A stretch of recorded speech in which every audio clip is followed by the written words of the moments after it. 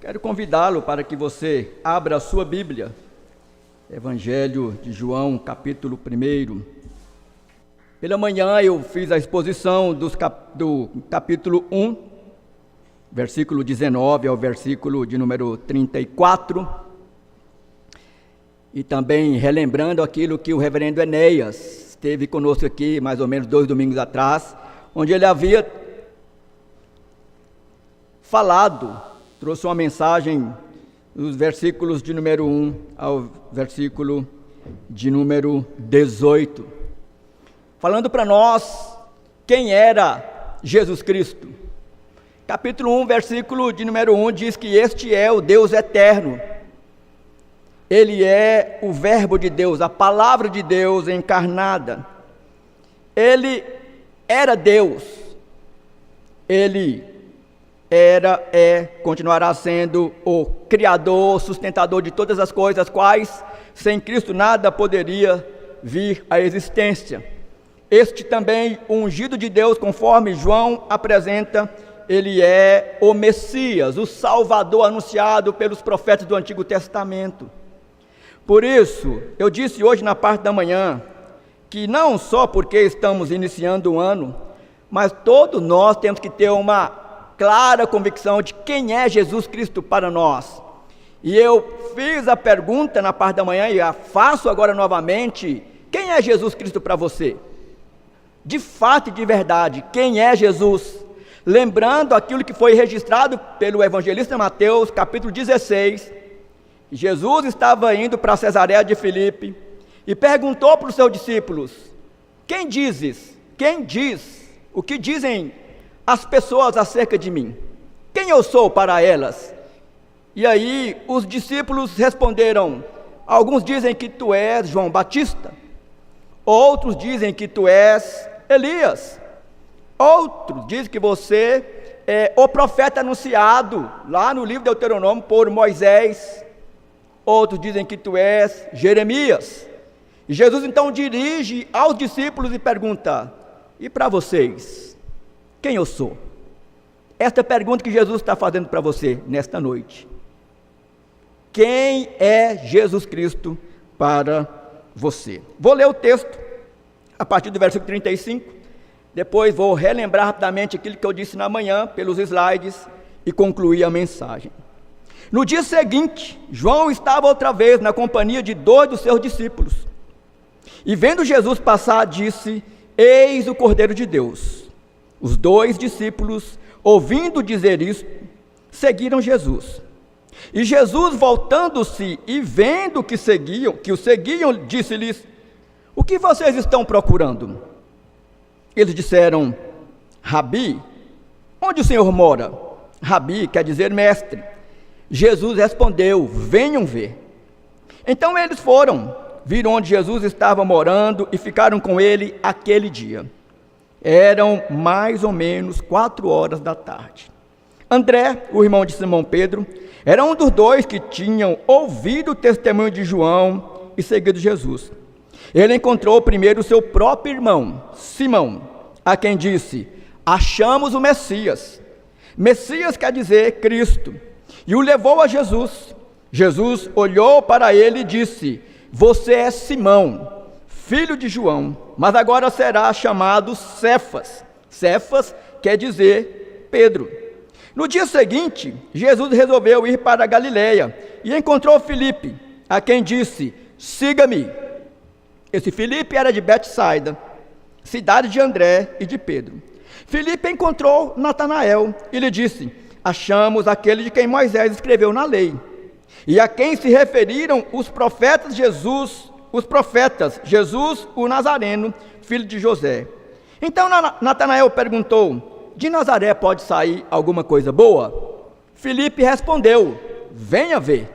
Jesus viu Natanael se aproximar e disse a respeito dele: eis um verdadeiro israelita, em quem não existe fingimento algum. Natanael perguntou a Jesus: de onde o Senhor me conhece? Jesus respondeu: antes de Filipe chamá-lo, eu já tinha visto você debaixo da figueira.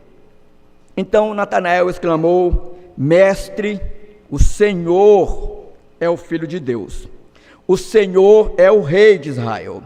Ao que Jesus lhes respondeu: você crê porque eu disse que tinha visto você debaixo da figueira? Pois você verá coisas maiores do que estas.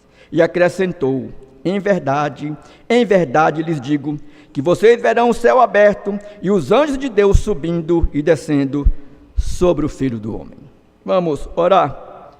Pai, mais uma vez, diante da Tua palavra, que é viva, nós queremos mais uma vez, ó Deus, rogar a Tua poderosa intervenção, para que o Senhor não só use-me, para que eu possa falar aos irmãos aqui presentes, aqueles que estão em suas casas, ó Deus, prestando o seu culto por meio do canal do YouTube da igreja, mas também aqueles que em outra oportunidade ouvirão e verão esta mensagem.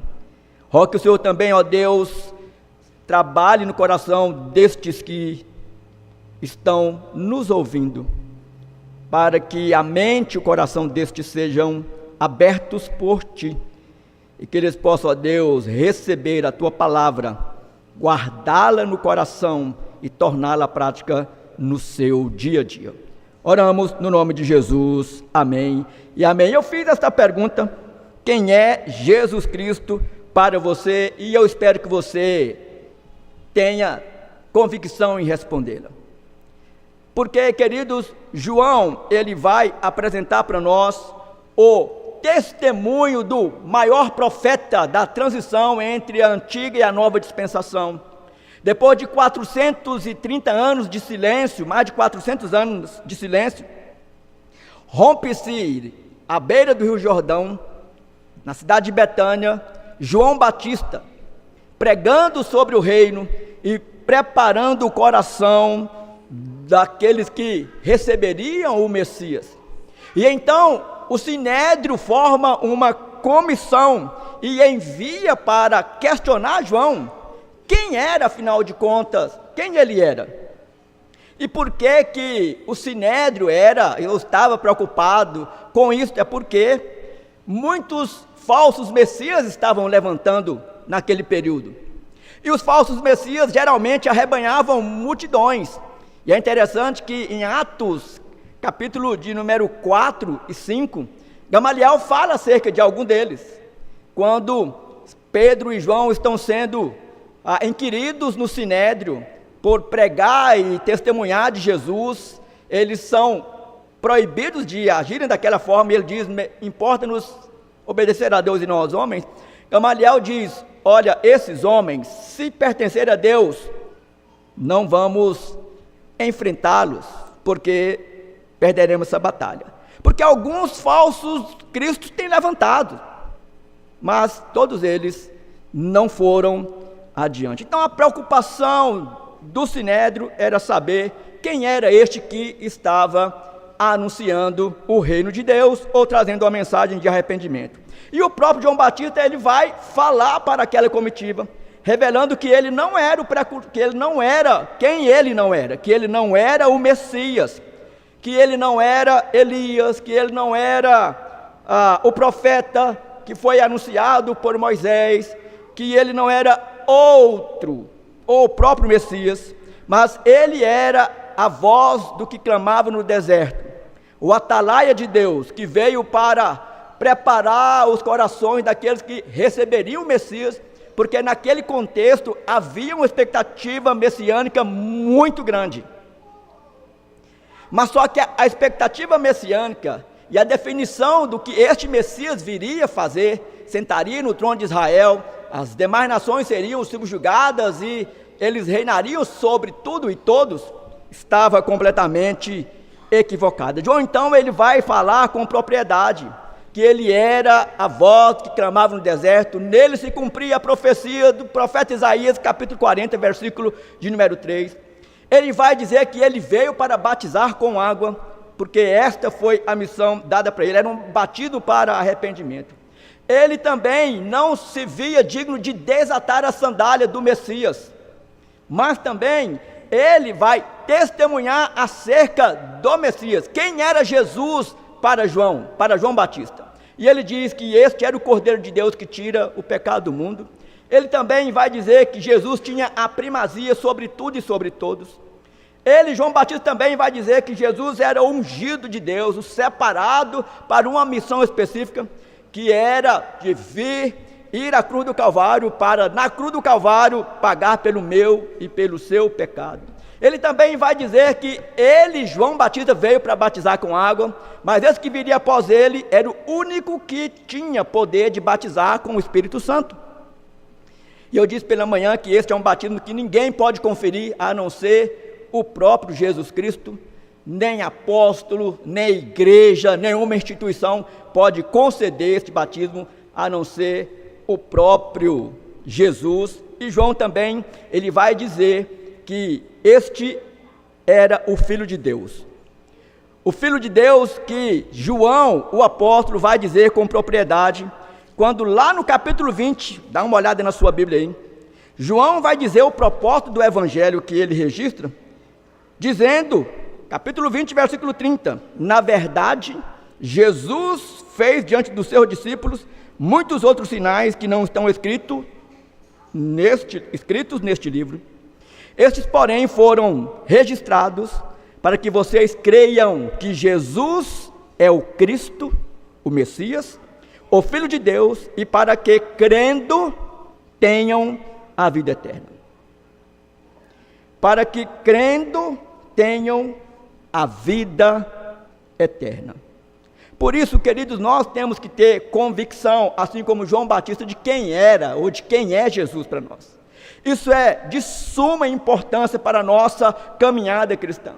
Quando nós temos esta convicção real, nós então enfrentamos todas as adversidades, sabendo que nós temos o Emanuel conosco, aquele que dispôs a morrer por nós, aquele que pagou o preço que nenhum de nós tínhamos como pagar. Eu estou passando as aplicações aqui porque elas foram para a parte da manhã. Mas agora nós chegamos ao versículo 35, onde nos é apresentado os primeiros discípulos que seguem o Cordeiro de Deus.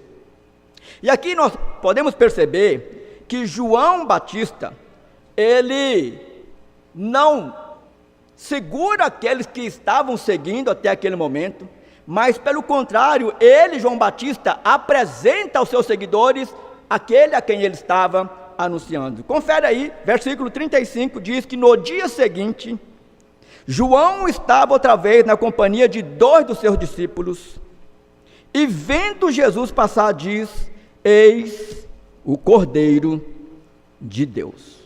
Quem era, ou quem eram os 2 discípulos? João, ele não coloca o nome dele aí, como não coloca em todo o evangelho, e todos os evangelistas eles fazem isso. Mateus é citado o nome dele lá no capítulo 9, quando ele está narrando a sua conversão ou chamada eficaz de Cristo para ele quando estava na coletoria. Mas quando João Batista viu Jesus caminhando em sua direção novamente, ele diz aos seus 2 discípulos, André e João: eis o Cordeiro de Deus. E eles então vão em direção a Jesus e começam um diálogo com Jesus. Os 2 discípulos, ouvindo dizer isto, seguiram Jesus. E Jesus, voltando-se e vendo que o seguiam, disse-lhes: o que vocês estão procurando? O que vocês estão procurando? E eles disseram: Rabi, onde o Senhor mora? Jesus respondeu: venham ver. Então eles foram, viram onde Jesus estava morando e ficaram com ele aquele dia. Era mais ou menos 4 horas da tarde. Interessante, queridos, que neste contexto, ou em todo contexto, os mestres, eles não tinham e não têm tanto tempo assim para parar de imediato e ser inquirido e chamar 2 ou mais para ir com ele, para sentar com ele, para que ele pudesse ensiná-los. Mas Jesus é justamente isso que ele faz. E a ação de Jesus para com esses 2 discípulos surpreende-os, porque a expectativa deles provavelmente era: Senhor, onde tu moras, ou onde tu assistes? Podemos marcar uma hora, podemos marcar um dia, uma data futura, para que nós possamos sentar a seus pés e receber de ti os teus ensinamentos.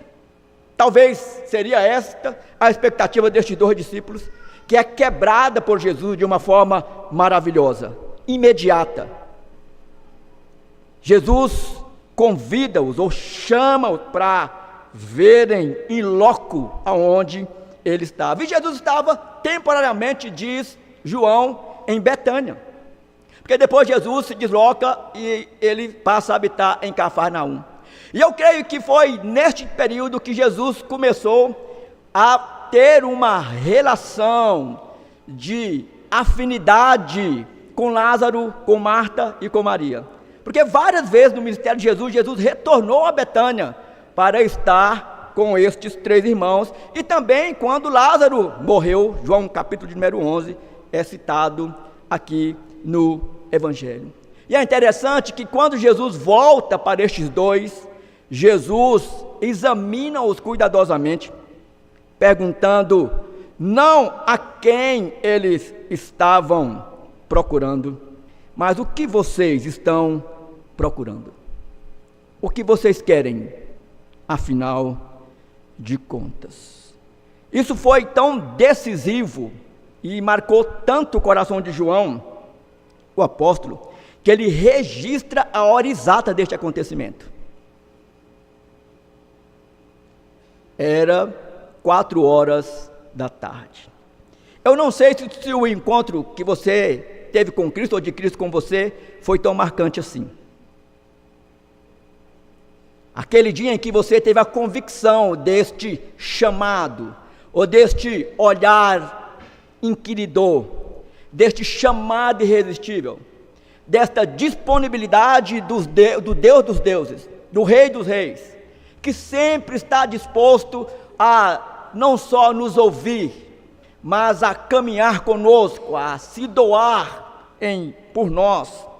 João, ele tem aquela hora, o local marcado como algo extremamente importante, e ele registra isso no Evangelho.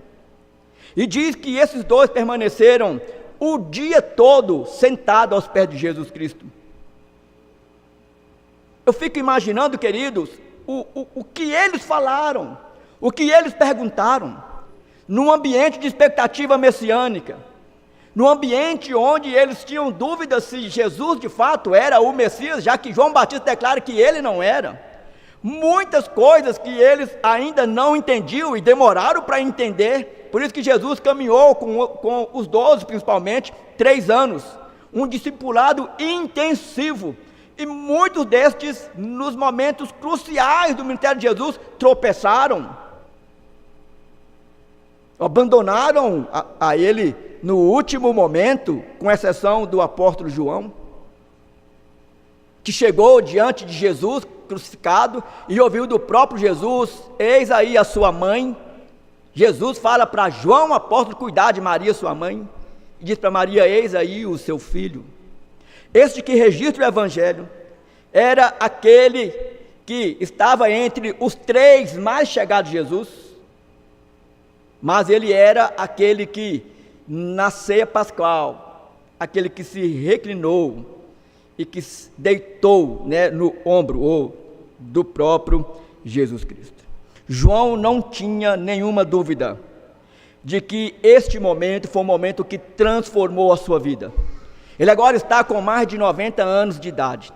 Lá da cidade de Éfeso, ele está escrevendo o Evangelho, não só para trazer esta mensagem que Jesus era o Filho de Deus, e que aqueles que nele crescem receberiam a vida eterna, mas para dizer para um contexto totalmente adverso e contrário à igreja de perseguição, porque neste período era o período onde Domiciano era o imperador e ele exigia culto a ele como Deus. Por este motivo de alguns irmãos e o próprio João não se dobrar diante do imperador, João foi exilado. Mas depois do período de Domiciano ter encerrado, outro imperador chamado Nerva, ele entra em cena e ele então liberta João, que foi o único apóstolo que morre de morte natural, já com mais de 90 anos de idade. Quem é Jesus Cristo para você? Quem é Jesus Cristo para você? E é interessante, queridos, a forma como isso se dá no coração dos discípulos. Agora, olha o que acontece depois deste encontro com Jesus. Nós vamos apresentar os outros dois, Pedro e Tiago. Versículo 41 vai dizer o seguinte: André, o irmão de Simão Pedro, era um dos dois que tinha ouvido o testemunho de João Batista e seguiu Jesus. Ele encontrou primeiro seu próprio irmão Simão, a quem disse: achamos o Messias. Essa expressão é extremamente importante neste contexto. Achamos aquele que foi anunciado pelos profetas do Antigo Testamento. Aquele que falou Malaquias, aquele que falou Isaías, aquele que nós aguardávamos com expectativa. Nós agora ouvimos, nós o contemplamos de João, as nossas mãos apalparam, nós contemplamos a glória de Deus encarnada diante de nós, diz João, logo na introdução, no capítulo de número 1, nós estamos diante do próprio Deus, nós achamos o Messias, a nossa busca encerrou aqui. O que compete a mim agora, a Pedro, a Tiago, a João e aos demais discípulos, é não só quedar-se aos pés de Jesus, mas servir-o com integridade, crescer no conhecimento deste Messias, e desenvolver a missão que foi dada a cada um deles, estes de uma forma específica, dentro do corpo apostólico. Provavelmente, na noite desse mesmo dia, André encontra Simão e o leva a Jesus. Isso é importante, parece estar implícito aqui, e Hendricks diz isso, William Hendricks, de que João, um pouco mais tarde, faz o mesmo com seu irmão Tiago. Da mesma forma como João não coloca o seu nome no Evangelho, ele também não coloca o nome de seu irmão Tiago, mas estes, Pedro, João e Tiago, pertencia àquele grupo dos mais próximos de Cristo Jesus. E não nos causa nenhuma surpresa, portanto, quando encontramos esses quatro, Pedro, André, João e Tiago, sempre mencionados juntos várias e várias vezes, conforme você pode conferir em Marcos capítulo 1, versículo de número 29. E ao encontrar com Pedro, André expressa com júbilo, não é? Encontramos o Messias. Não, é com júbilo, é radiante, saltitante alegria. Nós encontramos aquele a quem nós aguardávamos com tanta expectativa. Eu passei o dia a seus pés, as minhas dúvidas primárias foram sanadas.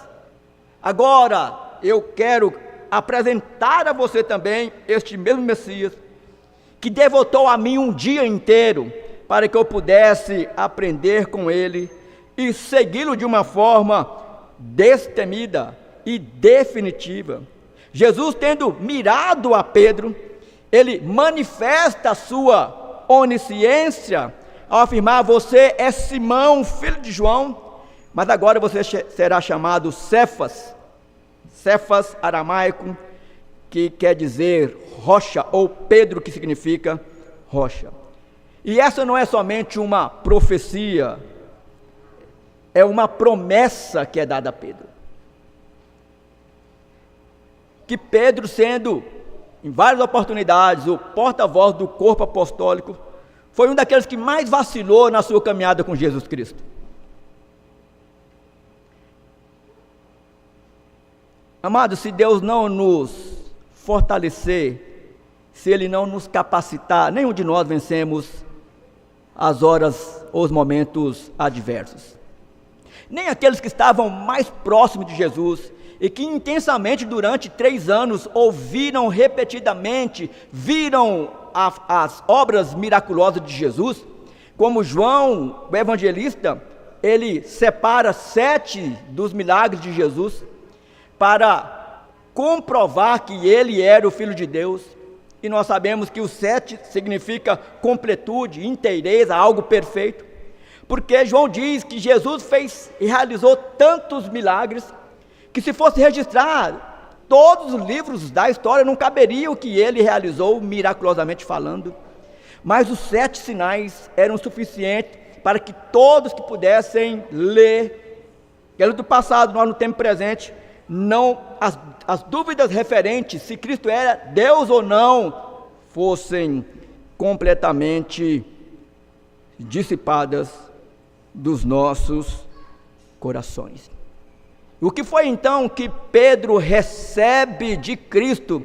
A promessa da sua graciosa força, a promessa da sua graciosa mão sustentando, a promessa da sua graciosa segurança, onde ele diz para Pedro: Satanás me pediu para que você fosse peneirado ou cirandado, mas eu roguei ao Pai para que você não passasse por este momento.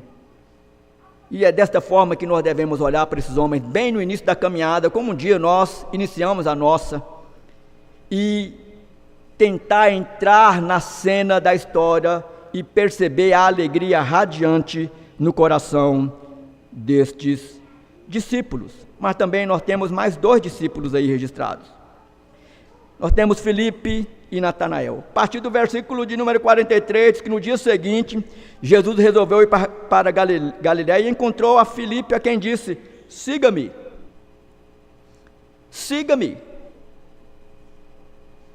Esse Filipe era de Betsaida, cidade de André e de Pedro. Esse Filipe era de Betsaida, cidade de André e de Pedro. Ainda em Betânia, se preparando para ir para a Galiléia, Jesus decide cruzar o rio Jordão, indo em direção à Galiléia.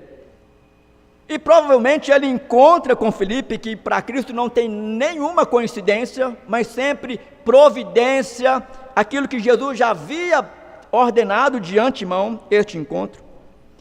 Enquanto Jesus estava na sua preparação para esse deslocamento, ele encontra com Filipe. E Filipe, sendo da mesma cidade de André e de Pedro, era alguém que provavelmente devia conhecer os 2 irmãos. Nós então devemos também pensar que Pedro e André falaram de Jesus para Filipe. E é possível que os 3 também receberam o batismo de arrependimento de João Batista. Mas aqui está um chamado claro, irresistível de Jesus: siga-me. Siga-me talvez não tenha nenhum peso para nós, porque o tempo vai passando, daquele dia em que nós ouvimos essa expressão de Jesus Cristo, e isso vai perdendo a força dentro de nós. Mas este é um chamado impactante. Seguir Jesus é abrir mão de tudo. Seguir Jesus é entender este chamado de forma profunda e se dispor a caminhar com o seu mestre. Somente André e Filipe, entre todos os apóstolos, tinham nomes gregos. E quando mais tarde os gregos quiseram falar com Jesus, foi justamente esses 2 que eles recorreram, conforme o próprio João, o apóstolo, registra no Evangelho, capítulo 12, versículo 20 e o versículo de número 22. Mas o texto diz que quando Filipe foi encontrado por Cristo, e aqui não é um encontro fugaz, não é um siga-me, Jesus virou as costas e foi embora. Obviamente que aqui tem tempo de conversa, de propósito, de apresentação, de doutrina, de missão, que Filipe entendeu. Não só ele assume como discípulo, segue Cristo, como ele imediatamente ele leva um dos seus amigos chamado Natanael, que era de Caná, para encontrar-se também com Jesus Cristo. E o que Filipe diz para Natanael tem o mesmo peso daquilo que André fala anteriormente. Filipe diz: achamos aquele de quem Moisés escreveu na lei, e a quem se referiram os profetas. Nós lembramos que Moisés, no livro de Deuteronômio, diz que depois dele viria um profeta maior do que ele. É lógico que isso apontava para Jesus Cristo, nós sabemos disso. O qual, aquela comitiva do Sinédrio pergunta para João Batista: és tu o profeta anunciado por Moisés? João diz: não sou. Porque esta profecia de Deuteronômio se cumpre na pessoa de Jesus. Então, quando Filipe diz: achamos aquele de quem Moisés escreveu na lei, e a quem se referiram os profetas, Jesus, o Nazareno, Filho de Deus. E aqui Filipe está expressando uma verdade revelada no Antigo Testamento. Ou seja, não só Moisés, mas todos os profetas do Antigo Testamento, eles não poderiam ser entendidos alheio à parte do profeta dos profetas. Se Jesus não fosse o centro da mensagem profética, tudo o que foi anunciado anteriormente não tinha nenhum sentido. Mas Jesus não só era o centro, ele é o cumprimento de tudo aquilo. Ele diz em Isaías capítulo de número 61, se não falho a memória, que profeticamente se cumpre nele aquilo que ele veio para realizar a sua obra e obra de cruz. Nós achamos Jesus, o Nazareno, o filho de José. Ele é o Messias. Mas Messias e Nazaré, ao mesmo tempo, soa muito estranho, um tanto quanto contraditório para Natanael.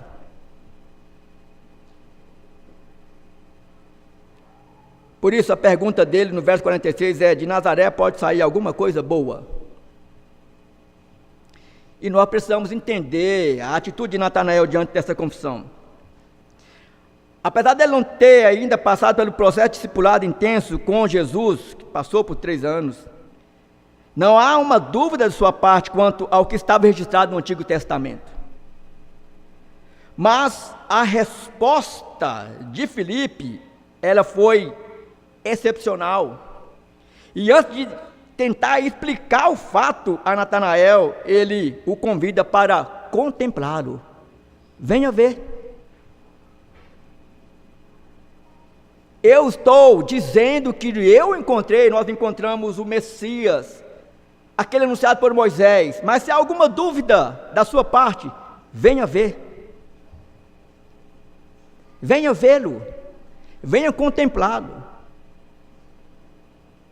André, Pedro, João, Tiago já havia passado por esta experiência. E é mais estarrecedor para Natanael quando Jesus se dirige a ele, versículo 47. Jesus viu Natanael se aproximar e disse a respeito dele: eis um verdadeiro israelita em quem não existe fingimento algum. A palavra fingimento aqui no original é a palavra dolo, que tem um sentido de laço, de engano e de fraude. E que isso nos leva ao Antigo Testamento e lembrar de Jacó, que a princípio foi apresentado como este defraudador, enganador. Mas um dia este Jacó foi encontrado por Deus e foi transformado por Deus, pelo próprio Cristo.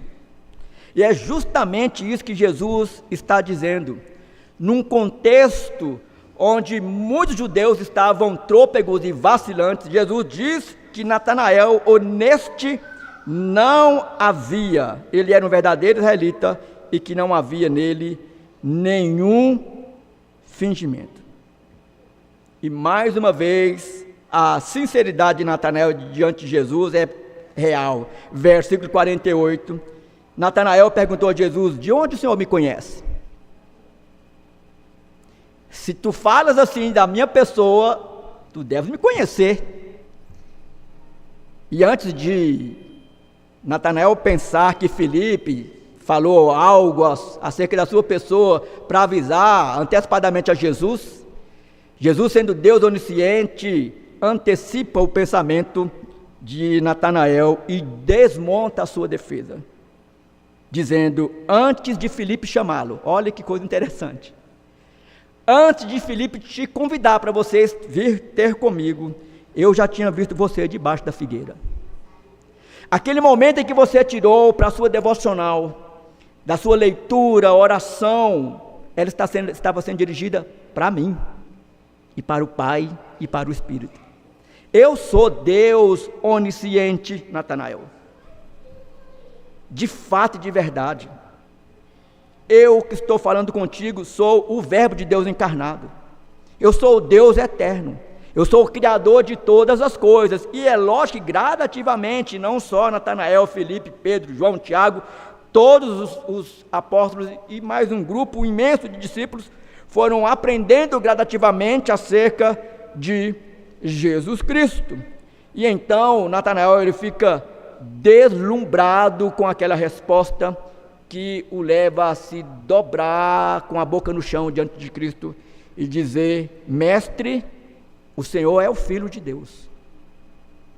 De fato, eu tenho convicção daquilo que eu conheço da Escritura Sagrada, que Tu és a resposta que nós aguardávamos. Tu és legitimamente o Deus que nós esperávamos de forma ansiosa. E não só isso, Tu és o Filho de Deus. Tu és o Rei de Israel. Aquele que assentará no trono definitivamente. Aquele que reinará para todo sempre. Aquele que julgará todas as nações. Esta é uma confissão sincera de um homem duvidoso. É a confissão sincera de um homem que tinha os seus nós teológicos. Mas tudo isso é colocado à luz da palavra de Cristo, e ele então faz esta confissão que rompe das trevas para a maravilhosa luz. Para Natanael, nesse momento em particular, Jesus era o próprio Deus, o Filho de Deus, conforme está lá no versículo 14, registrado aí no capítulo de número 1. E aí, versículo 50, Jesus vai ampliar a sua resposta para deixar mais cristalina esta convicção de fé no coração de Natanael. Ao que Jesus lhe respondeu, você crê, porque eu disse que tinha visto você debaixo da figueira? Pois você verá coisas maiores do que estas. Próximo capítulo é o primeiro milagre registrado por João, que se dá no casamento de Caná, onde Jesus transforma a água em vinho.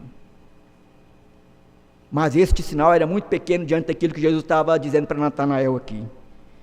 Você, em verdade, lhes digo, que vocês verão o céu aberto e os anjos de Deus subindo e descendo sobre o Filho do Homem. Mais uma vez, nós temos que ir lá para aquele encontro de Deus com Jacó. Este Deus que transformava no passado, é o Deus que transformava no tempo presente de Natanael, de Filipe, de Pedro, de André, e no nosso tempo presente.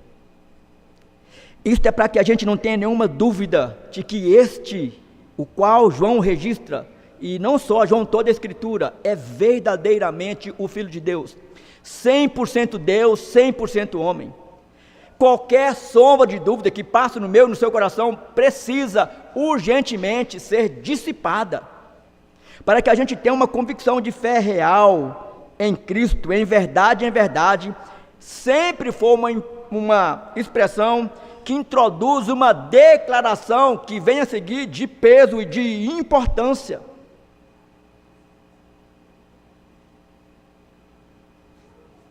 E ao contemplar esta maravilhosa visão, Jacó ouve de Deus essa promessa. Quando Jacó olha para os céus e ele vê os anjos subindo e descendo aquela escada, Deus fala com Jacó o seguinte, preste atenção. E eis que o Senhor estava perto de Jacó e lhe disse, eu sou o Senhor, Deus de Abraão, seu pai, e Deus de Isaque. A terra em que agora você está deitado, eu a darei a você e a sua descendência. A sua descendência será como o pó da terra. Você se estenderá para o oeste, para o leste, para o norte e para o sul. Em você e na sua descendência serão benditas todas as famílias da terra. Eis que eu estou com você, o guardarei por onde quer que você for. Farei com que você volte para esta terra, porque não o abandonarei, até que eu cumpra aquilo que lhe prometi. Jesus está dizendo para Natanael, já que você conhece a história e a escritura, é isso que está acontecendo. Eu sou o cumprimento dessas promessas. Eu sou aquele que também estarei contigo. Eu sou aquele que estarei com os meus até a consumação de todas as coisas. E esta escada aqui, queridos, nós sabemos que é uma representação da ligação entre o céu e a terra, do elo da união entre Deus e o homem, aquele que por meio do seu sacrifício reconcilia o ser humano com Deus. Este é Jesus. Em outras palavras, Jesus está afirmando ser não só para Natanael, mas também para João, André, Tiago, Filipe, para todos nós, que nele se cumpre todas as profecias do Antigo Testamento. Ele é o Cordeiro de Deus que tira o pecado do mundo. Testifiquemos dele. Ele é o Cordeiro de Deus que tira o pecado do mundo. Para concluir, quero trazer algumas aplicações práticas para nós. Se sabemos que Jesus Cristo é o Cordeiro de Deus que tira o pecado do mundo, o que nós devemos fazer em relação a essa verdade? Se nós olharmos para os primeiros discípulos, que João registra aqui, a forma como eles foram encontrados por Cristo, transformados por Cristo, e entenderam a missão que cada um desenvolveu com as suas dificuldades, como nós também, mas todos estes venceram porque Cristo venceu por eles. E eles hoje estão numa condição bem melhor do que a nossa, porque hoje eles fazem parte da igreja triunfante, aguardando a consumação de todas as coisas. Mas é nós que estamos aqui agora, e nós temos que levar esta missão a cabo. Não apostolicamente falando, porque isso é uma condição que não existe discussão. Os apóstolos que hoje tem por aí são tudo fake. Então, o que devemos fazer? Em primeiro lugar, jamais desista de apresentar Jesus às pessoas. Meu irmão, minha irmã, todos os dias quando você sai de sua casa, faça essa oração. Senhor, dê a oportunidade para que eu fale de Cristo para as pessoas.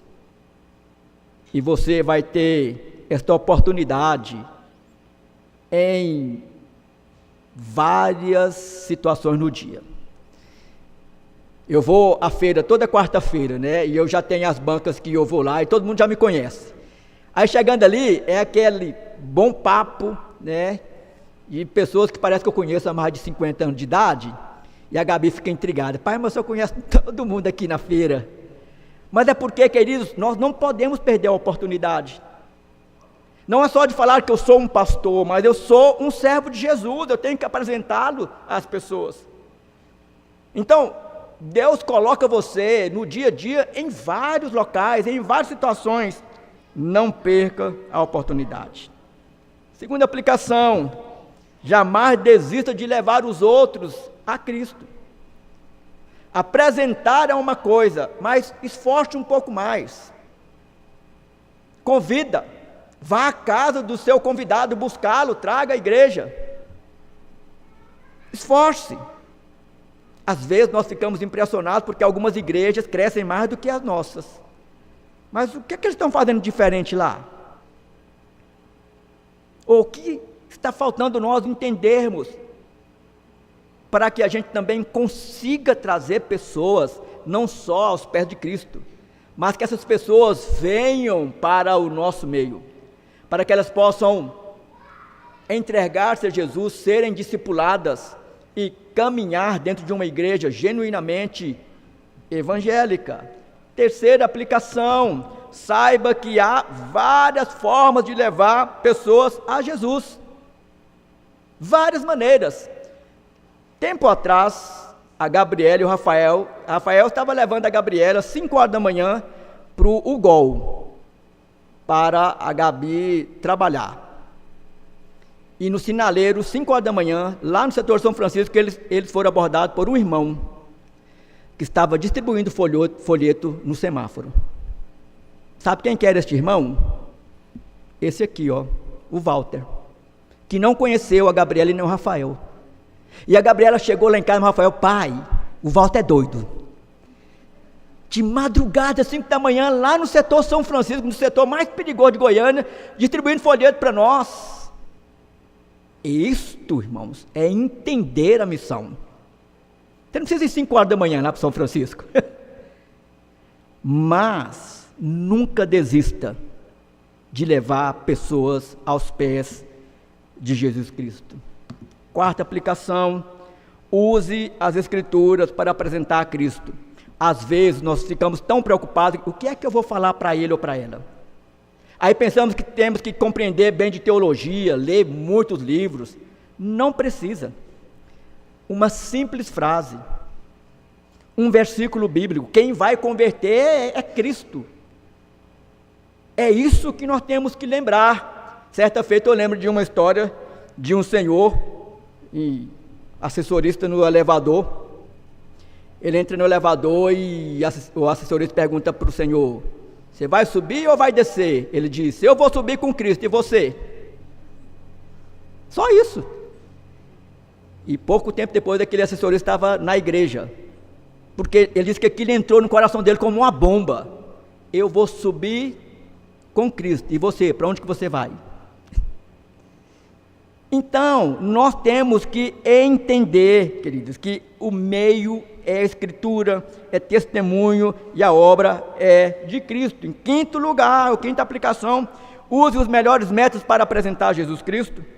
Você pode, e nós temos vários recursos à disposição, mas isso só vai acontecer por meio de relacionamento. Relacionamento com aqueles que não são crentes. Porque uma das coisas, tempo atrás, no meu tempo, uma das coisas que nos era ensinada era que quando a gente era convertido, a gente tinha que afastar do mundo, lembra? Das pessoas que não eram crentes, aquela coisa toda. E quando você vai ler a Escritura, é justamente o contrário. Jesus deseja que a gente vá a eles, testemunhe para eles, fale da Escritura para eles, porque são os meios que ele usa para a conversão das pessoas. E por último, a última aplicação: confie no poder de Jesus para atingir as pessoas mais céticas. Não existe ateu, não existe ninguém que resiste a Jesus Cristo. Eu pastoreei um senhor, o Jair, que passou lá na igreja primeiro, na igreja lá no Rio Formoso, que é a igreja Semear, e lá tinha uma irmã chamada Dona Ivane, está no céu com Cristo hoje, uma paraibana arretada, que era casada com o seu Dominguinhos, que era mais arretado que ela ainda. Toda vez que eu ia na casa da Dona Ivane visitar, o seu Dominguinho me mandava embora. Não gosto de pastor, vai embora da minha casa, pastor. Aí eu falava para ele: eu não fui convidado por ti, fui convidado pela Dona Ivane. A Dona Ivane: não, pastor não vai embora. Pastor, se for para ir embora, Dominguinho você vai embora então, pastor não vai. E pastor, e eu ia lá com muita frequência. 24 de dezembro, 3 horas da manhã, o meu celular tocou. E a Dona Ivane, desesperada, gritando no telefone: pastor, e não falava. E o que foi, Dona Ivane? Ela disse: o Domingos se rendeu a Jesus Cristo, tornou o meu melhor amigo. Eu ia no seu Dominguinho, ele fazia café para mim, eu sentava para sentar e discipular o seu Domingos. Irmãos, a Dona Ivane falou para mim: pastor, eu orei 55 anos pelo Domingos, 55 anos pelo meu esposo. Ninguém resiste a Cristo, querido. Ninguém resiste. Por isso eu quero que você guarde estas palavras no seu coração. Tudo aquilo que está registrado na Escritura é o que de fato fará importância e mudança nos nossos corações. Feche seus olhos, curva sua cabeça e nós vamos orar no nome de Jesus. Pai bondoso, nós queremos te agradecer pela tua bondade em falar conosco. E o Senhor fala a despeito de mim, fala por meio da tua palavra. Por isso, eu quero mais uma vez rogar a ti que tudo o que foi dito por ti aqui nesta noite, por meio da tua palavra, ache guarida no coração dos irmãos. Que isso possa levá-los a reflexões, isso possa levá-los à tua palavra, isso possa convencê-los das suas falhas, assim também como eu posso e tenho que ser convencido das minhas. Ó Deus, dê-nos uma semana cheia de oportunidades para testemunharmos, falarmos do Senhor para as pessoas, principalmente aquelas que ainda não se renderam a Ti. Nos dê, ó Deus, ousadia e intrepidez, que possamos orar uns pelos outros, ó Deus, para que nós possamos destemidamente honrá-lo aqui e dizer às pessoas: achamos o Messias, achamos e ofertamos o Rei dos Reis, Senhor dos Senhores, o Cordeiro de Deus que tira o pecado do mundo. Oramos no nome de Jesus, amém.